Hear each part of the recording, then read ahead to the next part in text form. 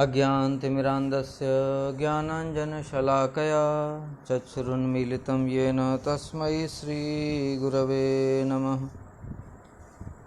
गुरवे गौरचन्द्राय राधिकाय सदालये कृष्णाय कृष्णभक्ताय तद्भक्ताय नमो नमः। वाञ्छाकल्पतरुभ्यश्च कृपासिन्धुभ्यैव च पतितानां पावनेभ्यो वैष्णवेभ्यो नमो नमः। नमो महावदान्याय कृष्णप्रेमप्रदायते कृष्णाय कृष्णचैतन्यनाम्ने गौरत्रिषे नमः। हे कृष्ण करुणा सिन्धो दीनबन्धो जगत्पते गोपेश गोपिकाकान्त राधाकान्त नमस्तुते। तप्तकाञ्चन गौरांगी राधे वृन्दावनेश्वरी विश्वभानुसुते देवी प्रणमामि हरिप्रिये। वृन्दायै तुलसीदेव्यै प्रियायै केशवस्य च कृष्णभक्तिप्रदे देवी सत्यवत्यै नमो नमः। श्रीकृष्ण चैतन्य प्रभो नित्यानंद श्री अद्वैत गदाधर शिवासादि गौरभक्तवृंद। हरे कृष्ण कृष्ण कृष्ण हरे हरे, हरे राम राम राम हरे हरे। श्री जैव धर्म 21वां अध्याय प्रमेय के अंतर्गत अविधेय विचार रागानुगा साधन भक्ति। पिछली कथा में हम लोगों ने श्रवण किया था रागानुगा साधन भक्ति दो प्रकार की, एक संबंधानुगा एक कामानुगा। संबंधानुगा और कामानुगा में फिर से विभाग हुए। कामानुगा दो प्रकार की, एक संभोग इच्छामयी और एक तत्तत भाव इच्छामयी। यह हम लोगों ने श्रवण किया था।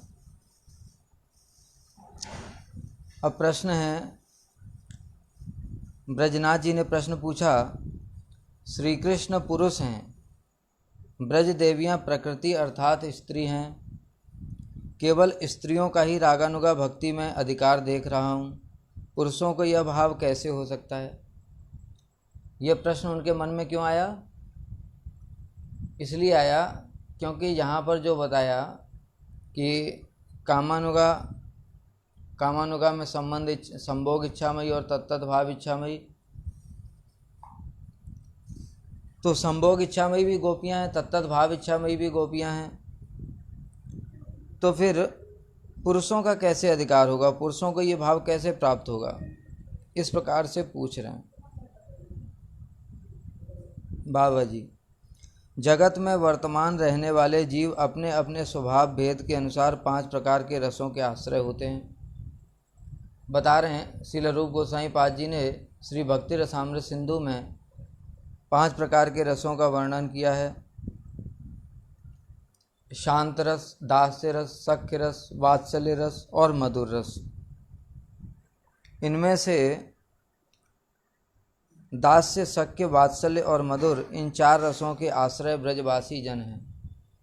ब्रज में ये 4 प्रकार के रस होते हैं। यद्यपि शांत रस भी होता है, जैसे यमुना पुलिन इत्यादि है, वो शांत रस है, किंतु शांत रस होने पर भी उसमें दास्य इत्यादि, वात्सल्य इत्यादि मिला रहता है, तो शुद्ध रूप में शांत रस नहीं होता। ब्रज में शुद्ध रूप में दास्य रस भी नहीं है, क्योंकि उस दास्य रस में भी वात्सल्य मिला रहता है। ये क्या है शांत दास्य, थोड़ा सा शॉर्ट में बता देता हूँ। शांत रस होता है जिसमें इष्ट के प्रति निष्ठा होती है, और ममता नहीं होती, किंतु अर्थात निष्ठा क्या है कि जो कृष्ण हैं वही हमारे इष्ट हैं, उनके अतिरिक्त और कोई भी नहीं है, किंतु कृष्ण मेरे हैं ऐसा भाव नहीं होता है।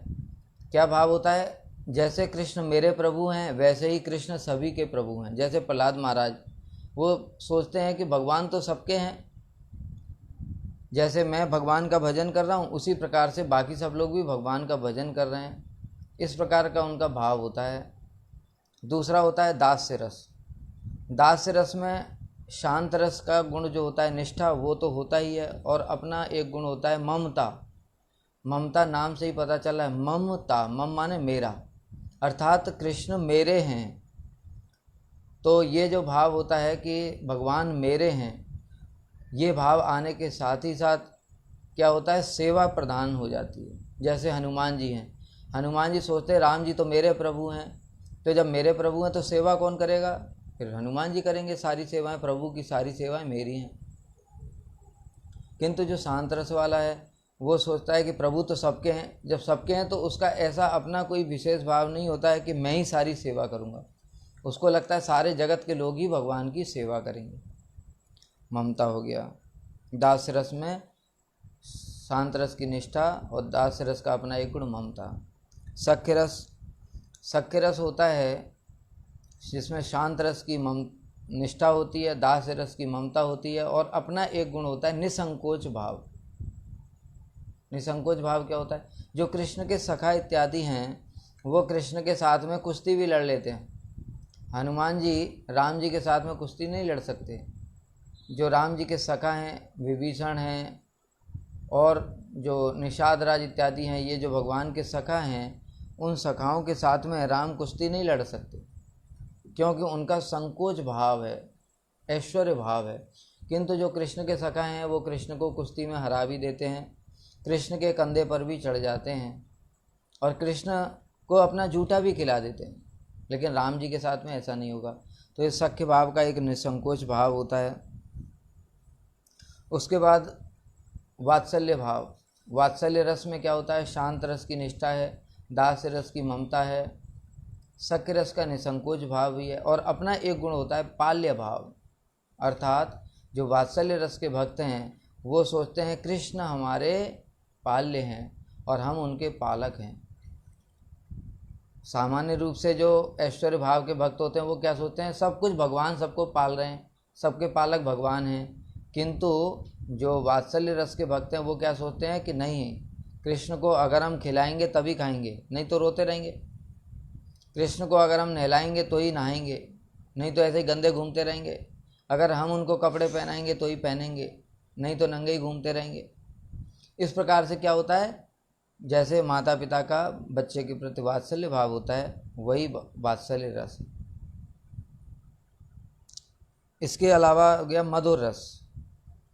मधुर रस में क्या होता है, शांत रस की निष्ठा है, दास्य की ममता है, सख्य का निसंकोच भाव है और वात्सल्य का पाल्य भाव भी है।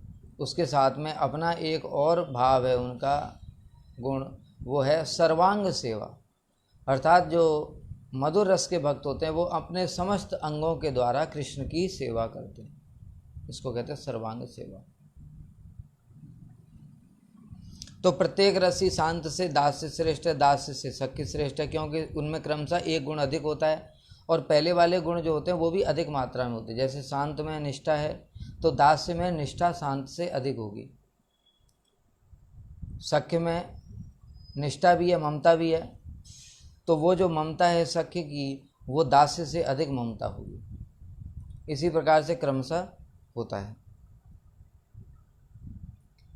तो बता रहे हैं दास्य, सख्य और पितृत्व, अभिमानी, वात्सल्य, ये तीन रस पुरुषों के भाव हैं। जो दास्य रस है, जो सख्य रस है, क्योंकि सखा जो गाय चराने के लिए कृष्ण के साथ जाते हैं वहाँ पर स्त्रियाँ थोड़ी जाती गाय चराने के लिए कृष्ण के साथ, वहाँ पर कौन जाते हैं, सखा, पुरुष का भाव है। दास्य ये भी पुरुष का भाव है। और वात्सल्य भाव में जो पुरुष अभिमानी, पितृ अभिमानी, यानी मैं पिता हूँ नंद बाबा, जैसे नंद बाबा हैं, नंद बाबा का क्या भाव है कि मैं कृष्ण का पिता हूँ। इस प्रकार से पितृ अभिमानी जो वात्सल्य है, ये तीन रस किसके हैं, पुरुषों के भाव हैं। माता का वात्सल्य और श्रृंगार, ये दो स्त्री भाव युक्त रस हैं। माता जो हैं जैसे यशोदा मैया हैं, वो कौन है, स्त्री भाव में, और उसके अतिरिक्त जो गोपियां हैं, जो परकीय भाव की जो नायिकाएं हैं, वो सब किस में हैं, स्त्री भाव में। तो ये जो दो रस हैं, कौन सा, एक तो वात्सल्य रस में मातृ भाव और दूसरा श्रृंगार रस, मधुर रस, इसमें जो भी हैं परिकर वो कैसे होते हैं, स्त्री भाव युक्त होते हैं।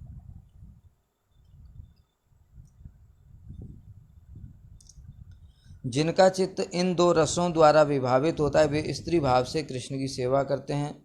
सिद्ध जनों में जैसे स्त्री और पुरुष स्वभाव अलग अलग हैं, उसी प्रकार उनके अनुगत साधकों में ये दोनों भाव पृथक पृथक होते हैं। क्या बता रहे हैं? अभी जो बताया, जैसे सिद्ध परिकर होते हैं तो उसमें क्या होता है, दास्य हैं, सख्य हैं और पिता अभिमानी वात्सल्य, ये क्या है, इनमें पुरुष भाव होते हैं। और बाकी जो दो हैं, श्रृंगार रस और वात्सल्य भाव से माता का जो वात्सल्य भाव है, ये दो स्त्री भाव हैं। तो बता रहे हैं कि जो इनके अनुगत्य में जो होते हैं साधक, रागानुग साधक, उनके अंदर भी वैसे ही भाव होते हैं। अर्थात दास्य, सख्य और वात्सल्य पितृ अभिमानी जो होगा उनके अंदर में पुरुष भाव होगा, और जो श्रृंगार रस वाले हैं उनके अंदर में स्त्री भाव होगा। यहाँ पर एक विशेष विचार ये है कि जिस प्रकार से इस जगत में स्त्री और पुरुष होते हैं, उस प्रकार से उस जगत में स्त्री और पुरुष के शरीर नहीं होते। क्यों? इस जगत में हम लोग मलमूत्र त्याग करते हैं, तो मलमूत्र त्याग करने के लिए जैसे अंग हैं, किंतु उस जगत में तो हेय पदार्थ होता ही नहीं है, मलमूत्र त्याग इत्यादि नहीं होता है। जो चिन्मय शरीर होता है उसमें कोई भी हेय पदार्थ नहीं होता है, तो इसलिए उनके इस प्रकार के अंगों की आवश्यकता ही नहीं है। तो इसलिए जो जीवात्मा है जिसमें स्त्री और पुरुष भाव भी है, उनके अंगों में सारा जो अंग हैं वो इस जगत के स्त्री पुरुष के समान नहीं होते, इसलिए हम अपनी बुद्धि से उसको समझ भी नहीं सकते। जो चिन्मय शरीर है, अपराकृत शरीर है, वो किस प्रकार का दिव्य शरीर होता है, उसको हम इस प्रकार से अपनी बुद्धि से नहीं समझ सकते। जो जीवात्मा है उसके लिए शास्त्र में बताया, ना वो स्त्री है, ना वह पुरुष है और ना नपुंसक है। तो कैसे समझोगे? तीन ही चीज़ तुमने देखी जगत में, या तो स्त्री को देखा, या पुरुष को देखा, या नपुंसक को देखा, लेकिन वो तीनों भी नहीं है। ये जो बता रहे हैं वो तीनों में से कोई नहीं है। ये कहने का तात्पर्य क्या है? मतलब जैसे स्त्री पुरुष के अंग इस जगत में होते हैं या नपुंसक के अंग होते हैं, उस प्रकार से उसमें अंग नहीं होते। तो जीवात्मा एक विशेष चीज़ है, इसलिए यहाँ पर जो स्त्री पुरुषों के जो भाव के अनुसार जो शरीर हैं वो भी हमारे जैसे वाले नहीं हैं, वो दिव्य शरीर हैं और उनमें उस प्रकार से अंग भी नहीं है।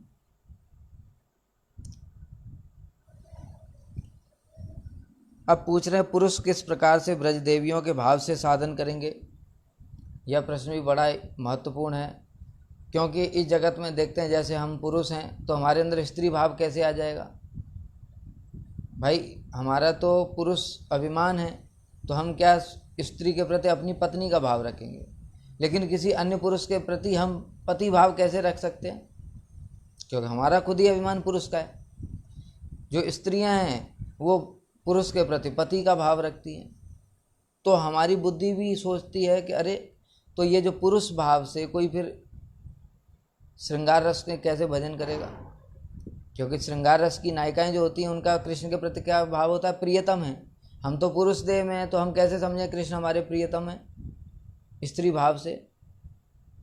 ये पूछ रहे हैं बाबा जी। अधिकार भेद से जिन्हें श्रृंगार रस में रुचि हुई है वे स्थूल शरीर से पुरुष होने पर भी सिद्ध शरीर में स्त्री आकार में होते हैं। ये विशेष बात है। ऊपर से तो पुरुष हैं, ऊपर से मतलब ये जो शरीर दिखाई दे रहा है ये तो इसको बोलते हैं साधक देह, और सिद्ध देह है जो उनकी भीतर में वो क्या है? वो स्त्री भाव है, जो यानी जीवात्मा है उसके अंदर क्या है? वो स्त्री भाव में है।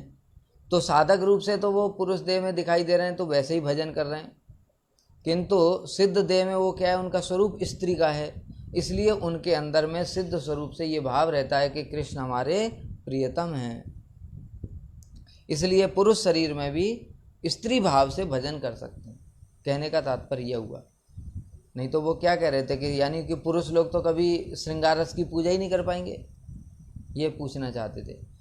क्योंकि पुरुष में तो ये भाव होगा ही नहीं कि कृष्ण हमारे प्रियतम हैं। तो उसका सामंजस्य करते हुए बता रहे हैं कि पुरुष शरीर में भी स्त्री भाव से पूजा होती है, भजन होता है। कैसे? कि बाहर से साधक शरीर जो है वो तो पुरुष का है, किंतु भीतर में जो स्वरूप है वो क्या है? स्त्री का है। तो दो प्रकार से शील रूप गोस्वामी पाद जी ने साधन करने को बताया था। सेवा साधक रूपेण, सिद्ध रूपेण चात्री, तद्भाव लिप्सना कार्या ब्रज लोकानुसारतः। कि बाह्य शरीर से तो हरि नाम करेगा, परिक्रमा करेगा, संख्यापूर्वक नाम गान नतिवी ये सब करेगा, और सिद्ध देह से अर्थात जो भीतर में जो स्त्री शरीर है उससे क्या करेगा, राधा गोविंद की सेवा करेगा। जैसे हमारे गोस्वामियों ने करके दिखाया। गोस्वामियों का शरीर कैसा था, पुरुष शरीर तो था, बाहर से पुरुष शरीर है, संज्ञा पूर्वक नाम गान प्रणाम सब करते हैं, परिक्रमाएं करते हैं, ग्रंथ अध्ययन करते हैं, सब हैं, स्त्रियों से दूर रहते हैं। बाह्य शरीर से क्या है, स्त्रियों से बिल्कुल दूर रहते हैं। लेकिन भीतर शरीर में क्या भाव है कि मैं मंजरी हूँ। मंजरियों की सेवा क्या होती है, कल बताया था पिछली कथा में, पाद मयोर क्या, तांबुल अर्पण पाद मयो, पाद मर्दन पयोदान अभिसार आदि भी। तांबुल अर्पण करना, पाद मर्दन चरणों को सेवा करना, पय माने जल इत्यादि प्रदान करना राधा गोविंद को। और वहाँ पर केवल स्त्रियों का ही प्रवेश है, जहाँ पर गोपियाँ हैं वहाँ पर केवल स्त्रियाँ ही प्रवेश करती, केवल एकमात्र पुरुष कृष्ण ही हैं। तो इसलिए पुरुष होने पर भी ये सब कैसे सेवा कर रहे हैं, साधक रूप से सेवा कर रहे हैं और सिद्ध रूप से मंजरी भाव से सेवा कर रहे हैं। तो दो प्रकार से हो गए। उदाहरण दिया है पद्म पुराण में। पद्म पुराण में वर्णन आया है कि जब भगवान रामचंद्र दंडकारण्य में गए, उनको देख कर के जो दंडकारण्य वासी जो ऋषि मुनि थे, अब देखो बाहर से कैसे जटाजूट है उनकी, बड़ी बड़ी दाढ़ी है, पुरुष देह है, खाली लंगोट धारण करते हैं, लेकिन भीतर में जो उनका जो स्वरूप है वो क्या है, वो स्त्री भाव है। तो उन्होंने क्या देखा, राम जी को देखते ही उनके हृदय में प्रेम उत्पन्न हो गया। कौन सा वाला, जो पति के प्रति प्रेम होता है, स्त्री का जो पुरुष के प्रति होता है, उस प्रकार का प्रेम हुआ। तो उन्होंने राम को पति रूप में वर्ण किया। अब राम जी क्या है, एक तो मर्यादा पुरुषोत्तम है, एक ही पत्नी व्रत उन्होंने कर रखा है, दूसरा ये पुरुष शरीर में अभी, तो इनको पत्नी कैसे स्वीकार कर सकते हैं।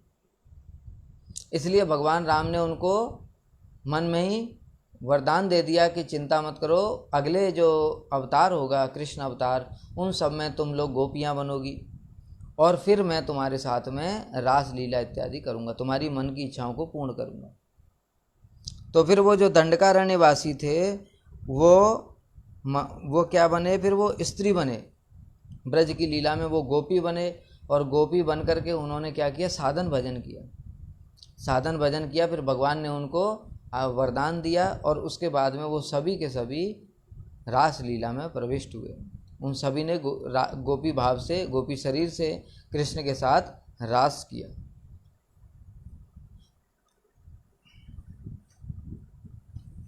लेकिन बहुत से लोग यहाँ पर कपट करते हैं। क्या करते हैं, वो इसी पुरुष शरीर में ही चूड़ियाँ पहन लेंगे, लिपस्टिक लगा लेंगे, सिंदूर लगा लेंगे, आलता पैर में लगा लेंगे। ये क्या, ये कपट है? ऐसा शास्त्र में बताया नहीं बिल्कुल भी, ये पाखंड है। गोस्वामियों ने क्या बताया, सेवा साधक रूपेण सिद्ध रूपेण। दो प्रकार से, पुरुष शरीर है तुम्हारा तो दो प्रकार से सेवा करनी है। क्या, पुरुष शरीर में संज्ञा पूर्वक नाम गान नृत्य इत्यादि करना है और स्त्रियों से बिल्कुल दूर रहना है, ब्रह्मचर्य का पालन करना है। और भीतर में जो स्वरूप है, जो मंजरी भाव है, उसके द्वारा, स्वरूप के द्वारा राधा कृष्ण की सेवा करना।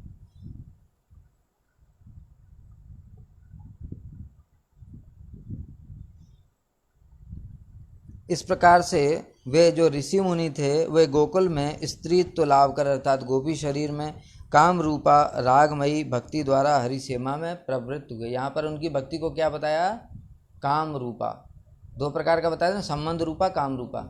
और इस काम रूपा में भी जो उनका था दंडकारण्य वासियों का, उनका दो प्रकार की हो गई काम रूपा, संभोग इच्छामयी और तत्त भाव इच्छा। तो उनका संभोग इच्छामयी, इसलिए वो गोपी शरीर धारण करके रासलीला में प्रविष्ट हुए। ब्रजनाथ, हमने सुना है गोकुल की स्त्रियां नित्य सिद्धा हैं, वे कृष्ण लीला की पुष्टि के लिए ब्रज में अवतीर्ण होती हैं। ऐसी दशा में पद्म पुराण के वर्णन की संगति कैसी हो सकती है? अब यहाँ प्रश्न पूछ रहे हैं कि हमने तो ऐसा सुना है शास्त्र में कि जो गोपियाँ हैं वो तो नित्य सिद्ध हैं, भगवान की परिकर हैं। तो जब भगवान यहाँ पर इस जगत में आते हैं तो वो सारी गोपियाँ भी आ जाती हैं, भगवान उनके साथ लीला इत्यादि करते हैं। फिर जब भगवान चले जाते हैं तो गोपियाँ भी चली जाती हैं। फिर आप कह रहे हैं कि ये जो दंडकारण्य के वासी हैं ये गोपियाँ बन गए, तो इन दोनों बात का सामंजस्य कैसे होगा? ये तो इस पृथ्वी पर थे दंडकारण्य के वासी, और हमने क्या सुना है कि गोपियाँ तो बस भगवान के धाम से ही उनके साथ आती हैं और उनके साथ में ही वापस चली जाती हैं। इन दोनों का कैसे सामंजस्य होगा। तब श्रील बाबा जी महाराज ने बताया, देखो 2 प्रकार की गोपियाँ होती हैं, एक होती हैं साधन सिद्ध और एक होती हैं नित्य सिद्ध। नित्य सिद्ध का मतलब है जो भगवान के धाम में है, भगवान के धाम में भगवान के साथ में सब समय वो लीला में रहते हैं। ठीक है, वो जब भगवान इस जगत में आते हैं तो उनके साथ में वो नित्य सिद्ध गोपियाँ भी आती हैं। ये एक प्रकार की गोपियाँ हो गई। इन गोपियों का सहज ही रास लीला में प्रवेश हो जाता है, अर्थात जैसे ही कृष्ण बंसी बजाते हैं इनके पति इत्यादि इनको रोक नहीं पाते। ठीक है, ये तुरंत ही रास लीला में आ जाती है भगवान की योग माया शक्ति के प्रभाव से। इस प्रकार से भगवान की योग माया शक्ति व्यवस्था करती है। दूसरा साधन सिद्ध। साधन सिद्ध नाम से ही पता चल रहा है, जो साधन करके सिद्ध हो रहे हैं। जैसे दंडकारण्य के वासी हैं, ये लोग क्या कर रहे हैं, भजन साधन कर रहे हैं। तो ये जो भजन साधन करने के बाद में जो सिद्ध होते हैं उनको अगले शरीर में क्या मिलता है, गोपी शरीर प्राप्त होता है। जैसे मैं बताता हूँ, अभी इस जन्म में हम पुरुष शरीर में भजन कर रहे हैं, अब हमारा भाव अवस्था आ गई, अर्थात अपना स्वरूप पता चल गया कि मेरा ये गोपी हूँ मैं या ये मंजरी हूँ। अब डायरेक्ट भगवान के धाम नहीं जा सकते हम। अब अगला जो जन्म होगा इसको कहते हैं भाव अवस्था। जब अपने स्वरूप का पता चल जाता है इसको कहते हैं भाव अवस्था। अब भाव अवस्था के बाद में अगला जो शरीर प्राप्त होता है वो होता है प्रेम अवस्था वाला, क्योंकि ये भाव वाले शरीर से, अभी इस शरीर से हम कृष्ण के साथ में रासलीला में प्रवेश नहीं कर सकते, क्योंकि वहाँ सिर्फ स्त्रियों का ही प्रवेश है। इसलिए जहाँ पर अब कृष्ण किसी अनंत ब्रह्मांड है, अनंत ब्रह्मांडों में से भगवान इस समय भी किसी ब्रह्मांड में लीला कर रहे हैं। अब जैसे ही हमने यहाँ से शरीर छोड़ा तो जिस ब्रह्मांड में कृष्ण लीला कर रहे हैं उस ब्रह्मांड में हमको एक शरीर प्राप्त हो जाएगा। वो शरीर होगा गोपी शरीर। गोपियों के देश, गोपी देश से जन्म होगा, गोप वंश में गोपी शरीर होगा, वो उसको कहते साधन सिद्ध। अब वो क्या होगा, अब ये फिर से वहाँ पर भी कुछ उनको साधन बचा हुआ है तो वहाँ साधन करेंगे नित्य सिद्ध गोपियों के अनुगत्य में, इनको कहते हैं साधन सिद्धा गोपियाँ। तो ये साधन सिद्धा गोपियाँ क्या करेंगी, नित्य सिद्ध गोपियों के अनुगत्य में थोड़ा जो भजन इनका बचा हुआ है, ट्रेनिंग जैसे कहते हैं, वो ट्रेनिंग होती है कि कृष्ण की सेवा कैसे की जाती है। नित्य सिद्ध गोपियों के अनुगत्य में वो उनकी ट्रेनिंग होती है। ट्रेनिंग के बाद में फिर उनको जो रासलीला में प्रवेश मिलता है वो सीधे नहीं मिलता है, उसमें भी थोड़े उनके कुछ कसाए बचे हैं। जैसे जो नित्य सिद्ध गोपियाँ हैं, जैसे ही कृष्ण ने बंसी बजाई बंसी बट में तो नित्य सिद्ध गोपियाँ तो पहुँच गई तुरंत, उनका रास में प्रवेश हो गया, उनके घर वाले उनको रोक नहीं सकते। लेकिन जो साधन सिद्धा गोपियाँ थी उनके घर वालों ने क्या किया, उनको रोक दिया, क्योंकि इनके कुछ कसाए बचे हुए थे, यानी साधन अभी थोड़ा बचा हुआ था। जब उनको रोक दिया तो उनका कृष्ण के साथ में बहुत तीव्र विरह हुआ, बहुत अंदर में व्याकुलता हुई, जा नहीं पा रही हैं, तो कृष्ण से बहुत तीव्र विरह हो गया। जब वो तीव्र विरह हुआ तो उस जो विरह है, विरह की अग्नि में उनके जो थोड़े बहुत जो कसाए बचे हुए थे वो सब भी नष्ट हो गए, और फिर वो चिन्मय देह के द्वारा फिर वो रासलीला में उनका प्रवेश हुआ। तो इस प्रकार से साधन सिद्धा गोपियों को थोड़ा और साधन बचा हुआ है उनका, तो वो जो नित्य सिद्ध गोपियाँ हैं उनके अनुगत्य में थोड़ा भजन करना पड़ता है, और इनका रासलीला में ऐसे डायरेक्ट प्रवेश नहीं होता, उसमें कुछ बाधाएं आ जाती हैं, जिसके कारण विरह के कारण उस ताप में उनके जो बाकी थोड़े बहुत जो कसाए रह जाते हैं वो सब जल करके भस्म हो जाते हैं। उसके बाद जब वहाँ पर ये हो गया प्रेम अवस्था में, उसके बाद जब कृष्ण अपने धाम को जाएंगे तो फिर इन सबको ले जाएंगे। फिर वहाँ जो ये साधन सिद्धा गोपियाँ हैं वो भी अब वो जब धाम में जा कर के वो सब नित्य सिद्धों में ही उनकी गिनती हो जाती है। बता रहे नित्य सिद्धों का कृष्ण की रासलीला में सहज ही गमन हुआ था, परंतु काम रूपा साधन भक्ति द्वारा सिद्ध होने पर जिनका गोपी के रूप में जन्म हुआ उन्होंने वार्यमाणा पतिभी, बता रहे ता वार्यमाणा पतिभी पितृभि भ्रातृबंधुभि गोविंदापहृतात्मानो न न्यवर्तंत मोहिता। अर्थात पति पिता माता और भाई बंधु के मना करने पर उन्होंने उनको रोक दिया। नित्य सिद्ध गोपियों को बताया कोई नहीं रोक सकता, ठीक है, योग माया ऐसा व्यवस्था करती है, लेकिन ये जो साधन सिद्ध इनको रोक दिया। जो रोक दिया, अब बड़ी तीव्र उत्कंठा है कृष्ण के साथ मिलन की, तो विरह उत्पन्न हुआ, फिर बहुत तीव्र विरह हुआ। उस तीव्र विरह में इनके कसाय जो हैं वो जल करके भस्म हो गए। इसलिए हम साधकों के लिए भी गुरुवर्ग ने बताया कि विरह विरह होना चाहिए। विप्रलम्ब में क्या होता है, हमारे जो पाप हैं, अनर्थ हैं, वो सब जल्दी जल्दी जलकर भस्म हो जाते हैं। लेकिन हमारी प्रगति क्यों नहीं हो रही? क्योंकि हमको विरह नहीं होता है। गुरु जी से, वैष्णवों से कोई विरह नहीं होता है। और विरह क्यों नहीं होता? क्योंकि मिलन नहीं हुआ, प्रेम नहीं है ना उनसे, इस कारण से। लेकिन उनका क्या है, कृष्ण के साथ तीव्र प्रेम है, तीव्र प्रेम है, और उसमें कोई बाधा उत्पन्न कर दी तो बहुत तीव्र याद आई, वो विरह, और उस विरह में उनके सारे कसाय जल जाते हैं। इसलिए कह रहे हैं कि पति, पिता, माता, भाई बंधु के मना करने पर भी नित्य सिद्धा गोपियां नहीं रुकी, क्योंकि उनका चित्त गोविंद द्वारा चुरा लिए जाने से वे मोहित हो गई थी। इस श्लोक के अनुसार कृष्ण की मानस सेवा कर अप्राकृत स्वरूप प्राप्त कर लिया था ये गोपियां अधिकांश दंडकारण्य के महर्षि थी। फिर क्या होता है, इनको ये अपराकृत स्वरूप बताया, उसमें कुछ कसाए थे वो जल करके भस्म हो गए।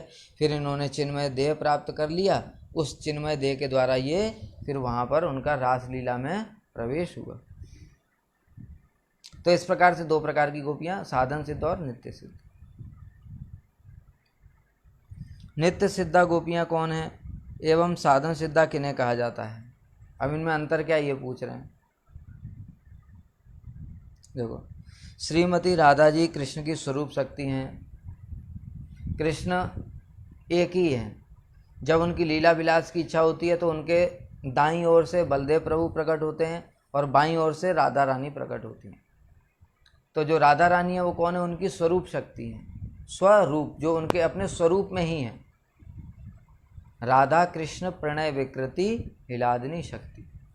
राधा जी कौन है? कृष्ण के प्रेम की विकार स्वरूप है। जो कृष्ण के हृदय में जो प्रेम बसता है, उस प्रेम को ही उन्होंने एक स्वरूप प्रदान कर दिया है। वही है कौन? श्रीमती राधा रानी। और हिलादनी शक्ति है, वो जीव नहीं है, शक्ति है। उनका पहला कायव्यू अष्टसखी है। फिर राधा जी प्रकट हो गई। अब राधा जी ने देखा कि कृष्ण के साथ में लीला विलास करना है, तो लीला विलास करने के लिए तो और भी तो लोग चाहिए। दो लोगों से भी खाली कैसे लीला होगा? हम लोग क्रिकेट खेलते हैं, वो क्रिकेट खेलने के लिए क्या होना चाहिए? 11 प्लेयर होने चाहिए हमारी टीम में।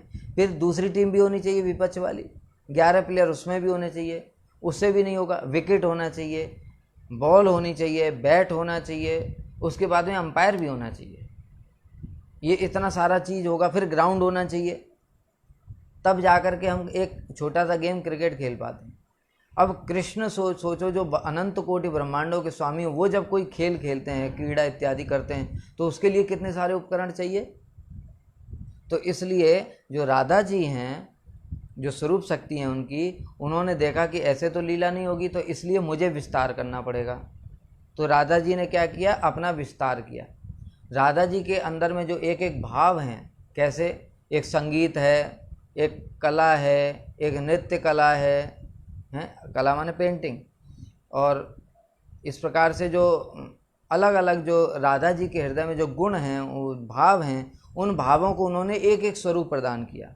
वो हो गई अष्ट सखियाँ, ललिता, विशाखा, चंपकलता, इंदुलेखा, रंग देवी, सुदेवी, तुंग विद्या हैं। इस प्रकार से ये जो है अष्ट सखियाँ हो गई।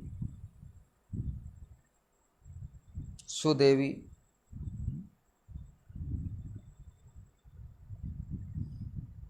तो पहला कायव्यू उनकी अष्ट सखियाँ हो गई। दूसरी सखियों को उनका क्रमशः पीछे पीछे वाला कायव्यू समझना चाहिए। फिर उन्होंने भी और विस्तार किया। इस प्रकार से जो गोपियाँ हैं, क्या हैं? वो सब कायव्यू हैं। श्री ब्रह्म संहिता में श्लोक आता है ना, गोपियाँ सब कायव्यू हैं। आनंद चिन्मय रस प्रतिभाविता भी स्थाविर एव निज रूप तया कला भी। क्या बता रहे हैं? जो जितनी गोपियां हैं वो आनंद चिन्मय रस प्रतिभाविता भी, आनंद चिन्मय रस की साक्षात प्रतिमूर्तियां हैं। वो ऐसे जैसे ही जगत में स्त्री पुरुष होता है वैसा नहीं है, जड़ शरीर जैसा होता है स्त्री पुरुष। इसलिए उनका जो क्या है, आनंद चिन्मय रस की वो साक्षात प्रतिमूर्ति हैं। बताए ना, राधा जी कौन है? कृष्ण की ही स्वरूप शक्ति है। वो कौन है? आनंद चिन्मय रस है।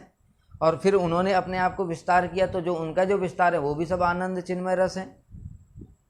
निज रूप तया कला भी उनके जैसे ही हैं सब, और कृष्ण की सेवा करती हैं। ये सब सखियां नित्य सिद्धा हैं। ये इन सब सखियों को क्या कहते हैं? नित्य सिद्ध गोपियां। ये जीव शक्ति तत्वगत नहीं, स्वरूप शक्ति तत्वगत है। बता ही दिया मैंने पहले। ये कौन है? स्वरूप शक्ति है। स्वरूप शक्ति राधा रानी। राधा रानी का फर्दर जो विस्तार हुआ, एक्सपेंशन, वो हो गई सब स्वरूप शक्ति की अंश है। अब ब्रज की सामान्य सखियां जो साधन द्वारा सिद्ध होकर श्रीमती राधा के परिकरों के अनुगत होती हैं, वे साधन सिद्ध जीव हैं। अब अन्य अन्य जो गोपियां, जैसे भी बताया दंडकारण्य के वासी, ये कौन है? ये तो स्वरूप शक्ति नहीं है, ये जीव हैं, बद्ध जीव हैं। बद्ध जीव हैं, भजन साधन करते करते करते करते किसी जन्म में तो सिद्ध होंगे। तो जो सिद्ध होंगे तो उस समय इनको क्या कहा जाएगा? साधन सिद्ध। तो ये जीव तत्व है। हम लोग भी वैसे ही हैं। हम लोग अभी भजन साधन कर रहे हैं। भजन साधन करते करते करते करते हमको भी भाव अवस्था आएगी, उसके बाद प्रेम अवस्था आएगी। प्रेम अवस्था के बाद में हम भी गोपी शरीर से ब्रज में चले जाएंगे। तो जब ब्रज में जब जाएंगे उस समय हमको क्या कहा जाएगा? साधन सिद्ध। और हम लोग कौन है? जीव तत्व। और जो राधा जी हैं, उनकी जो अष्ट सखियां हैं और उनके जो कायव्यूह हैं, वो सब कौन है? शक्ति तत्व हैं। ये अंतर है नित्य सिद्ध साधन से। हिलादनी शक्ति का बल पाकर ये ब्रज की नित्य सिद्धाओं के साथ सालों के प्राप्त हुई हैं। क्या बताया? ये भजन साधन करते हैं हम लोग। भजन साधन करते करते क्या होता है? हमारे ऊपर हिलादनी शक्ति अर्थात राधा जी की कृपा होती है। राधा जी जब कृपा करती हैं तो फिर हमको क्या है? हमको भी अपने पास बुला लेती हैं। तो वहाँ पर जो नित्य सिद्ध गोपियाँ, उनके अनुगत्य में रहकर ही सालोक के मतलब उनके जैसे सामान ही उसी लोक में कृष्ण की सेवा प्राप्त हो जाती है। जो जीव रागानुगा मार्ग से श्रृंगार रस की साधना कर सिद्धि को प्राप्त करते हैं, वे उन साधन सिद्धा सखियों की श्रेणी को प्राप्त करते हैं। बताई दिया मैंने ये बात।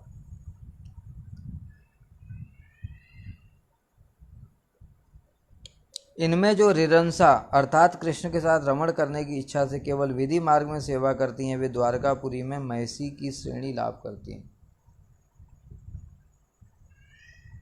इसमें क्या बताया? जो कृष्ण के साथ मिलन की इच्छा तो करती हैं, किंतु विधि मार्ग से भजन करती हैं। जैसे गोपियां बताया, गोपियां कृष्ण के साथ मिलन की इच्छा है, किंतु वो राग मार्ग से भजन करती हैं और ब्रज के परिकरों के अनुगत्य में भजन करते हैं। इनको तो ब्रज में स्थान प्राप्त होता है। लेकिन जो कृष्ण के साथ मिलना चाहती हैं किंतु विधि मार्ग वैधि भक्ति से सेवा करती हैं, उनको क्या होता है? ऐश्वर्य भाव युक्त जो है, उनको क्या होता है? उनको ब्रज में स्थान नहीं मिलता। उनको फिर द्वारका में महसी के अनुगत्य में सेवा मिलती है। महसी माने जो पत्नियाँ, कृष्ण की जो पत्नियाँ हैं उनको महसी कहते हैं। तो ये सब ब्रज में नहीं जा सकती, इनको द्वारका में स्थान मिलता है। जैसे उदाहरण देंगे, अभी बता रहे हैं, विधि मार्ग से ब्रज देवियों का अनुगत्य लाभ नहीं किया जा सकता। कोई वैधि भक्ति के द्वारा कभी भी ब्रज में नहीं जा सकता, संभव ही नहीं। परंतु जो अंतःकरण द्वारा राग मार्ग और शरीर से विधि मार्ग का आचरण करती हैं, वे ब्रज सेवा प्राप्त करती हैं। ये हमने पहले ही बता दिया। सेवा साधक रूपेण सिद्ध रूपेण। जो साधक रूप है उससे तो बाहर से क्या दिखाई देगा? वैधि भक्ति अर्थात श्रवण कीर्तन स्मरण वंदन पाद सेवन अर्चन सख्यम दास्यम, ये सब करेगा। संख्यापूर्वक नाम गान प्रणाम इत्यादि वैधि भक्ति की तरह रहेगा। ब्रह्मचर्य का पालन करेगा शरीर से। ये हो गया क्या? बाह्य शरीर से तो वैधि भक्ति है, लेकिन भीतर में रागनुगा भक्ति है। राग के द्वारा यानी कि स्वरूप के द्वारा कैसे? राधा गोविंद की सेवा, प्रीतिमयी सेवा, प्रेममयी सेवा, वो राग भक्ति से करता है। उसको ब्रज की सेवा प्राप्त होती है, जो ब्रज देवियों के अनुगत्य में। जैसे उदाहरण बता रहे हैं, ब्रजनाथ रिरंसा अर्थात रमण की वासना किस प्रकार पूरी की जा सकती है? कृष्ण के साथ रमण की जो वासना है वो कैसे पूरी हो सकती है? जिन्हें कृष्ण के प्रति महिषी भाव अच्छा लगता है, वे धृष्टता छोड़कर गृहिणी की तरह कृष्ण की सेवा करना चाहती हैं। वे ब्रज सुंदरियों की तरह सेवा नहीं करना चाहती। यहाँ पर क्या बताया? अब सबके भाव एक जैसे नहीं होते सेवा करने के। कुछ लोगों का तो जैसे बताया ब्रज देवियों का, उनका क्या भाव होता है, कोई संबंध की कोई अपेक्षा नहीं करती वो, एकमात्र जैसे गोपियाँ कृष्ण की सेवा कर रही हैं उस प्रकार से हृदय में सेवा के प्रति भाव उत्पन्न होता है और फिर उसी भाव से सेवा करती हैं भीतर अंतःचिंतित स्वरूप के द्वारा, तो वो तो ब्रज में जाती हैं। किंतु कुछ जो हैं साधक, उनके हृदय में रहता है कि नहीं नहीं, परकीय भाव से नहीं, मतलब कि पति कोई और हो ये ठीक नहीं है, पति कृष्ण ही होने चाहिए। तो इसको कहते हैं धृष्टता छोड़कर। ये धृष्टता नहीं है वास्तव में। गोपियाँ क्या धृष्टता करती हैं? नहीं। यहाँ धृष्टता को क्यों बोला गया है? इस जगत में इसको धृष्टता समझा जाता है। इस जगत में क्या होता है, एक स्त्री है, उसने विवाह तो एक व्यक्ति से किया और प्रेम दूसरे व्यक्ति से करती है, धृष्टता है कि नहीं? इसलिए इसको धृष्टता बोला है। वैसे चीज जगत में ये धृष्टता नहीं है। वो चीज जगत में तो हमने पिछले कथा में बताया था, क्या है, गोपियों की महिमा है। लक्ष्मी जी स्वयं उसके लिए प्राप्त करने के लिए प्रार्थना कर रही हैं, किंतु प्राप्त नहीं कर पाई। नाग पत्नियां स्तुति करते हो कि कस्यानुभावो अस्य न देव विद्महे तवांग रेणु स्पर्शा यद वांछया श्रीललना चरत तपो विहाय कामं सुचिरम घृतवता। क्या बोल रही हैं कि जो लक्ष्मी देवी हैं उन्होंने वैकुंठ में नारायण को छोड़ दिया इस गोपी भाव को प्राप्त करने के लिए और ब्रज में आ गई और ब्रज में आकर के कृष्ण से बोली कि मुझे आप गोपी भाव दे दो। कृष्ण ने कहा देखो, गोपी भाव प्राप्त करना है तो तुम्हें पहली बात गोपी देह से जन्म लेना पड़ेगा, दूसरा गोप से विवाह करना पड़ेगा, किसी अन्य गोप से विवाह करना पड़ेगा और उसके बाद में मुझसे प्रेम करना पड़ेगा। अब बताओ। लक्ष्मी जी भी ने कहा नहीं नहीं भाई, ये नहीं होगा हमसे, क्योंकि हम तो पतिव्रता नारी हैं, नारायण की पत्नी है ना, पतिव्रता नारी हैं, ब्राह्मणी हैं। गोप, एक तो गोप कुल में जन्म भी लेना पड़ेगा, ऊपर से दूसरे से विवाह भी करना पड़ेगा, गोपियों का अनुगत्य करना पड़ेगा, फिर कृष्ण से प्रेम करना पड़ेगा। लक्ष्मी देवी ने कहा हमसे ये नहीं होगा, तो कृष्ण ने भी कहा फिर तुमको गोपी भाव नहीं मिलेगा। तो सोचो ये जो गोपी भाव है कितनी ऊंची वस्तु है कि जो लक्ष्मी देवी नारायण की पत्नी, नारायण मतलब कृष्ण, उनकी जो पत्नी है वो भी उस भाव के लिए प्रार्थना करती हैं।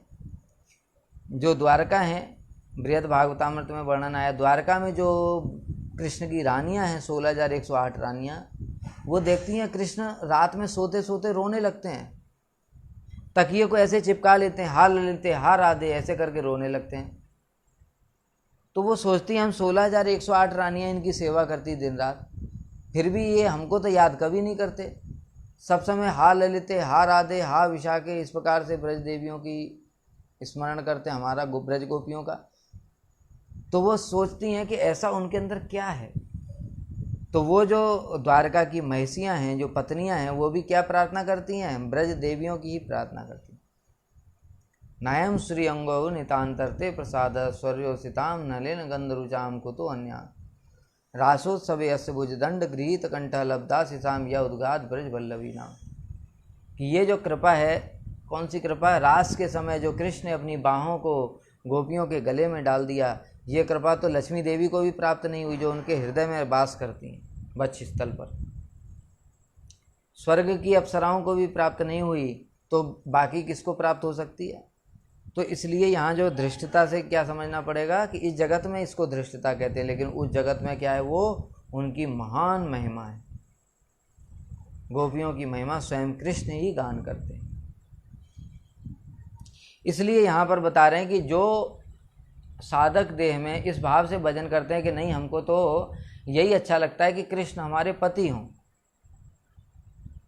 उनको क्या होता है, फिर उनको द्वारका में महिषियों के अनुगत्य में, उनकी महिषियों की दासी इत्यादि का पद प्राप्त होता है, वो वहाँ पर सेवा प्राप्त होती है।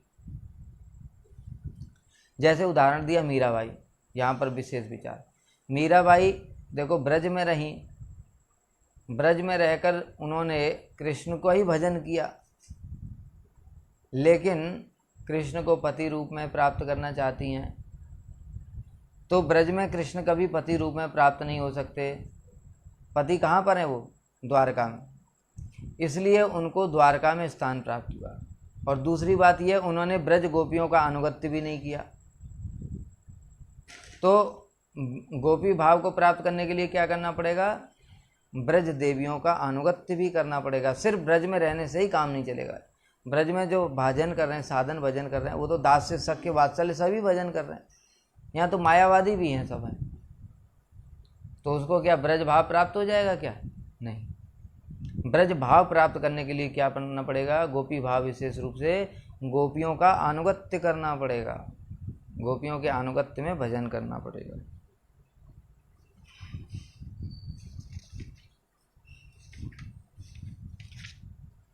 कृपया इस विषय को थोड़ा और स्पष्ट कीजिए। बता रहे हैं, कृष्ण को अपना पति मानकर जो सेवा साधना होती है उसे महसी भाव कहते हैं। ये हमने बता ही दिया। ये रुक्मिणी हैं, सत्यभामा, ये सब क्या हैं? ये कृष्ण को पति मानती हैं। लेकिन गोपियाँ कृष्ण को पति नहीं मानती। क्या मानती हैं? प्रियतम, प्रेमी। उनका भाव क्या है? मेरे पति तो ये हैं गोप, दूसरे गोपों के साथ में उनका विवाह हुआ। महिषी भाव प्राप्त होने पर उन्हें स्वकीया भी कहते हैं। स्वकीया किसको कहते हैं? जिनका कृष्ण के साथ में विवाह हुआ उनको कहते हैं स्वकीया। परकीया अर्थात जिनका कृष्ण के साथ में विवाह नहीं हुआ है लेकिन कृष्ण के साथ में मिलती हैं, प्रेम करती हैं उनसे, उनको कहते हैं परकीया। तो जो स्वकीया है वो द्वारका में है और परकीया कहाँ है? ब्रज में। साधन काल में जिन्हें स्वकीया अर्थात महिषी भाव रहता है वे ब्रज देवियों के परकीय रस का अनुभव नहीं कर पाती और इसीलिए वे परकीय भावयुक्त ब्रज देवियों का अनुगमन करने में असमर्थ होती हैं। क्या बताया? जिनके हृदय में पहले से ये भाव है कि कृष्ण हमारे पति हों, विधि क्या है? नियम कि पति की सेवा करनी चाहिए, इस प्रकार का भाव है साधन काल में, तो उनको क्या होता है? वो ब्रज देवियों का अनुगत्य नहीं कर सकती, क्योंकि उनका भाव ही पहले से ऐसा ही कि हमको तो पति की सेवा करनी है, दूसरे किसी पर पुरुष की सेवा नहीं करनी। तो फिर वो ब्रज देवियों का अनुगत्य कैसे करेंगी? जैसे बताया, लक्ष्मी देवी स्वयं ही नहीं कर पाई। उनकी जो स्वरूप शक्ति हैं, जो लक्ष्मी देवी, वो भी ब्रज देवियों का अनुगत्य नहीं कर पाई। क्यों? ब्रज देवियों का अनुगत्य करने के लिए तो दूसरे से विवाह करना पड़ेगा, उसके लिए तैयार नहीं है वो। अतः परकीय भाव से रागानुगा भक्ति का साधन करना ही ब्रजरस प्राप्ति का हेतु है।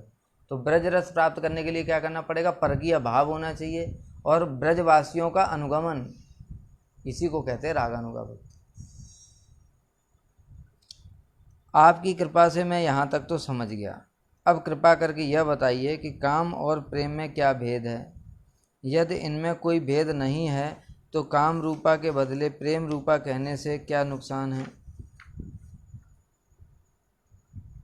काम शब्द सुनने में कुछ कटु लगता है। यहाँ पर क्या बता रहे हैं? थोड़ा काम और प्रेम में भेद क्या है ये पूछ रहे हैं, क्योंकि जो इस जगत में, अब यहाँ जो प्रश्न पूछा है ये किस लिए पूछा है? जड़ जगत में जो जड़ बुद्धि वाले लोग हैं उनके दृष्टि में क्या है? जो काम शब्द है ये क्या घृणित है। इस जगत में काम शब्द का क्या मतलब समझा जाता है? स्त्री का पुरुष के प्रति जो भाव है और पुरुष का स्त्री के प्रति, दोनों का जो परस्पर भाव है उसको कहते हैं काम। तो ये क्या लगता है? देख, सुनने में थोड़ा कटु लगता है, खराब लगता है, क्योंकि जड़ शब्द हैं, इसलिए पूछ रहे हैं बाबा जी। काम और प्रेम में कुछ भेद है।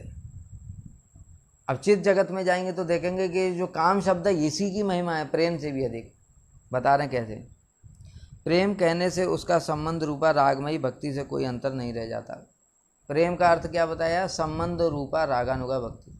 जैसे बताया वात्सल्य, सख्य, दास्य, इन तीनों का क्या है? कृष्ण के साथ में संबंध है। इनका जो कृष्ण के प्रति जो प्रीति है, इष्टे स्वारस की राग, कृष्ण के प्रति जो स्वाभाविक राग है उसको क्या कहते हैं? प्रेम। ये प्रेम। संबंध रूपा भक्ति में काम अर्थात संभोग की इच्छा नहीं रहती। अब काम शब्द को अलग क्यों बताया? काम शब्द का मतलब समझना चाहिए संभोग, कृष्ण के साथ मिलन की इच्छा, अंग संग करने की इच्छा, और अंग संग के द्वारा कृष्ण को सुख देने की इच्छा। तो वो तो वात्सल्य जो माता इत्यादि हैं वो तो नहीं देती, सखा भी नहीं देते, दास भी नहीं देते, तो वो कौन देती हैं? गोपियाँ देती हैं। तो इसलिए गोपियों का जो बताया संभोग की जो इच्छा है कृष्ण के साथ में, उसको काम कहा गया है। तो यानी उन तीनों से अलग करने के लिए इसको एक अलग शब्द दिया गया है जो कि उनसे भी विशेष है। बताया था ना अभी, मधुर रस में क्या होता है? सर्वांग सेवा, अपने सभी अंग को शरीर के सभी अंगों को कृष्ण की सेवा में नियुक्त कर देना।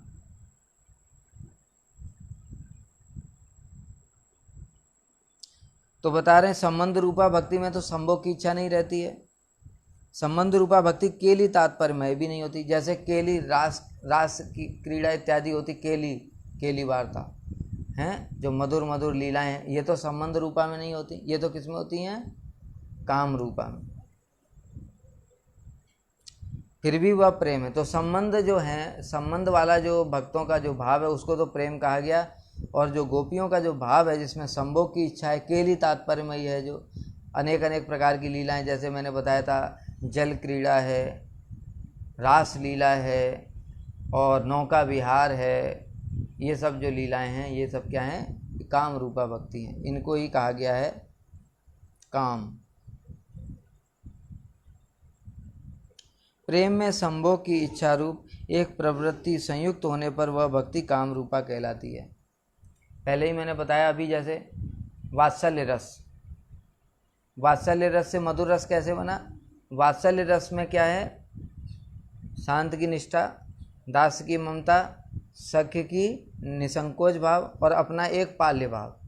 उसी प्रेम में ही एक भाव और मिल जाए, कौन सा? सर्वांग सेवा। उसी से वही क्या हो गया? काम। वही क्या हो गया? मधुर रस।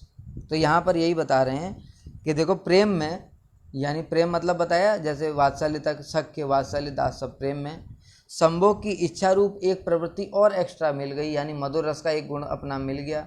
उसी को क्या कहते हैं? वह भक्ति हो गई काम रूपा भक्ति। अन्य अन्य रसों में काम रूपा भक्ति नहीं होती, ये पहले ही बता चुके हैं। शांत, दास, सख्य, वात्सल्य, इसमें काम रूपा नहीं होती। काम रूपा भक्ति एकमात्र श्रृंगार रस में होती, वह भी केवल ब्रज देवियों में भी। और तो और जो द्वारका की महिषियाँ हैं उनमें भी काम रूपा नहीं, उनमें भी क्या है? ये केवल मात्र काम रूपा भक्ति किसमें? केवल मात्र ब्रज देवियों में। क्योंकि जो द्वारका की महिषियाँ हैं उनमें भी स्वसुख की थोड़ी कामना भी रहती है, प्लस उनका प्रेम बटा हुआ होता है।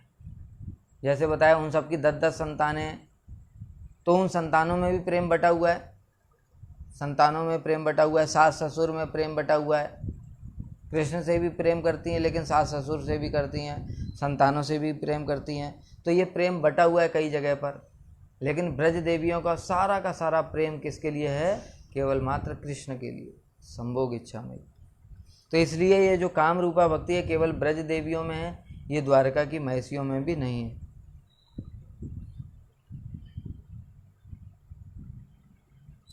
इस जगत में, संसार में इंद्रिय तृप्ति रूप जो काम है वह इस अप्राकृत काम से पृथक है। पहले ही हमने बता दिया था। इस जगत में जो काम होता है वो क्या होता है? स्वसुख वासना, भोग वृत्ति, इसको कहते हैं काम। इसीलिए कहते हैं काम, क्रोध, मोह, लोभ, मद, मात्सर्य, ये क्या है? अनर्थ हैं। इनको त्याग करना पड़ेगा, इनको नष्ट करना पड़ेगा। लेकिन उस जगत में वही जो काम है उसका मतलब क्या है? उसका मतलब भक्ति की पराकाष्ठा, सर्वोत्तम भक्ति। इस जगत में जो काम है वह इस निर्दोष अप्राकृत काम का विकार है। विकार किसे कहते हैं? विकृत रूप। शुद्ध रूप हो गया एक, दूसरा हो गया विकृत रूप। विकृत रूप है, इस कारण ये हे है, घृणित है। लेकिन शुद्ध स्वरूप में वही क्या है? सर्वोत्तम है। कुब्जा का भाव कृष्ण के प्रति नियुक्त होने पर भी उसे साक्षात काम नहीं कहा जा सकता। पहले ही पिछले अध्याय में हमने बताया, पिछले कथा में बताया था, जो कुब्जा है उसको, उसके जो प्रेम है कृष्ण के प्रति, उसको काम नहीं कह सकते। क्योंकि जो काम होता है वो सब समय रहता है, और जो कुब्जा है उनका जो हृदय में जो प्रेम हुआ वो सिर्फ कृष्ण को देख कर ही हुआ, नहीं है वो घर में कुछ। तो बताया था जो कुब्जा का जो प्रेम है वो क्या है? वह काम नहीं है। क्यों? क्योंकि केवल मात्र जब तक कृष्ण सामने हैं तब तक उसके हृदय में प्रेम हुआ, जब कृष्ण चले गए तो वो प्रेम नहीं है। इंद्रिय तृप्तिकर जड़ी काम जैसे तुच्छ और परिणाम में दुखकर होता है, प्रेमांग का काम वैसे ही आनंदपूर्ण, परम उपादेय और नित्य सुखकर होता है। इस जगत में जो देखते हैं काम है, जो बताया स्त्री पुरुष का भोग पूरा हुआ, काम खत्म, उसके बाद अच्छा नहीं लगता है। तो वो क्या है, इंद्रिय तृप्ति का जो काम, और फिर दुखमय होता है, धीरे धीरे धीरे क्या है उसमें फिर दुख प्राप्त होने लगता है। किंतु उस जगत में जो काम होता है वो क्या होता है, वो अत्यंत आनंदकर होता है और वो बढ़ता चला जाता है। इसकी और उसकी बहुत अंतर है। इस जगत में जो काम है, स्त्री पुरुष ने आपस में एक दूसरे के संग भोग कर लिया, भोग करने के बाद फिर में और इच्छा नहीं होती, क्योंकि वो ख़त्म, जो सुख था सुख खत्म हो गया। लेकिन उस जगत में क्या है, उस जगत में जो प्रेम है वो बढ़ता ही चला जाता है, बढ़ता ही चला जाता है, उसकी कोई भी लिमिट नहीं होती। यही तो उसकी महिमा है। तो आनंदपूर्ण परम उपादेय और नित्य सुख कर, सब समय सुख रहता है उसमें। प्राकृत काम तुच्छ और दोषपूर्ण होने से अप्राकृत काम शब्द का व्यवहार करने में किसी प्रकार का संकोच नहीं होना चाहिए। क्या बता रहे हैं यहाँ पर, इसलिए ये जो प्राकृत काम है ये एक अलग वस्तु है और जो अप्राकृत काम है वो एक अलग वस्तु है। इसलिए अप्राकृत जगत में काम शब्द का प्रयोग करने में हमको हीन भावना नहीं रखनी चाहिए, लेकिन इस जगत में वही काम शब्द का प्रयोग मतलब घृणास्पद है।